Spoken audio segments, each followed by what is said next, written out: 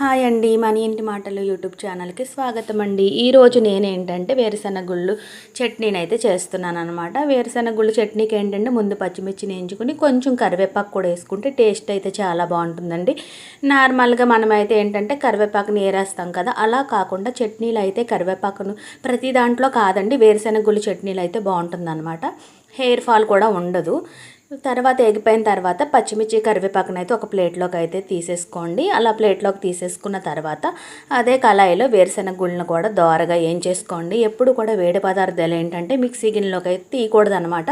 Mixie గిన్నెలు ఏంటంటే వేడి పదార్థాలు తీస్తే త్వరగా పాడైపోతాయి అనమాట. ద్వారగా ఎగిపోయిన తర్వాత వేరుశెనగ గుళ్ళను కూడా తీసేసుకుని ఇప్పుడైతే ఏం చేస్తారంటే మిక్సీ గిన్నెలో ఫస్ట్ పచ్చిమిర్చి, కొంచెం బెల్లము, ఉప్పు వేసుకోండి. ఎందుకంటే కొంచెం బెల్లం వేసుకుంటే చట్నీ అయితే చాలా కమ్మగా అయితే ఉంటుందన్నమాట. బెల్లము, ఉప్పు, పచ్చిమిర్చి వేసేసుకున్న తర్వాత ముందుగా ఎంచుకున్న ఈ వేరుశెనగ గుళ్ళను కూడా అందులో వేసేసి ఇంకా మిక్సీని అయితే పట్టేసుకోండి. ఇంక చట్నీ అయితే రెడీ అయిపోయింది కదా.